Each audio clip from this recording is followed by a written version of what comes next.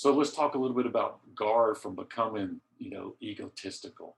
Let's seek feedback. When you're seeking feedback, when you have somebody who's willing to give you tough, critical feedback, that's better than having 10 people say what a great job you're doing. And it's not easy to hear.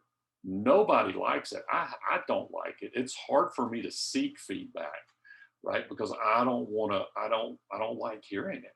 But when I seek it, people give it to me. That's what's helpful. At the end of this webinar, we'll send out a survey seeking feedback, and the best feedback comes from people who will tell me what they were wanting to hear, what was good, what was not so good.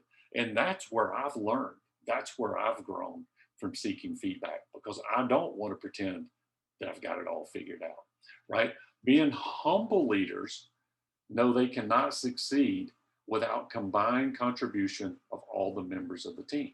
Now, the ego leader, the leader with the ego, knows he needs people. He or she knows that, but they don't see themselves as part of the solution. They see themselves as the solution. They see themselves as everything goes through them. So if somebody comes up with the right answer, somebody comes up with a great solution, rarely do they give credit. Rarely they get upset when other people talk uh, to their teammates. They're trying to be controlling, and it's a very awkward situation.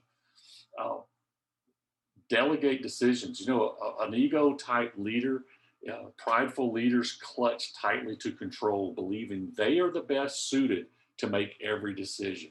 Man, it's so freeing when you can empower your team and trust them to get it. Now, there is accountability. It doesn't mean you just totally turn loose and walk away. There is accountability, but there's that freedom that you have people who can work with other departments, who are doing great collaborations, who are, even getting credit for some of the great work. I love that. I love when we can promote and tell how somebody came up with a decision, a great solution in our organization.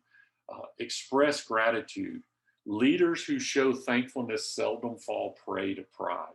So I've got a question for you, leader. I've got a challenge question here, and this is one of our action steps today. What have you done in the last 30 days to express gratitude for someone you work with? What have you done in the last 30 days to express gratitude to somebody you work with? Have you sent them an email, a text? Have you said verbally? Have you possibly sent a gift, brought food in? Think of a way. If you haven't done something in the last 30 days, what can you do when we get off this call? When we hang up, when we're finished, what's the one thing? That's our action step. What's the one thing that we can do to say thank you to somebody who works with us?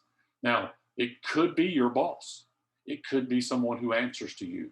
What's the one person? I want you to write that down right now. Take a second, put it in your phone. Don't get distracted, but put it down, write it real quick as we're moving through. What's your one action step? If you feel comfortable, write it in the chat. Write the one thing that you're looking at doing, and we'll read some of those out loud. Okay, practice servanthood. This is another way to guard against the ego. Great leaders are always willing to make themselves smaller, right?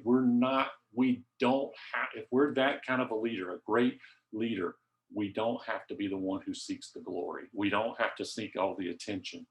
We don't have to be the person that has a grip of control over our people.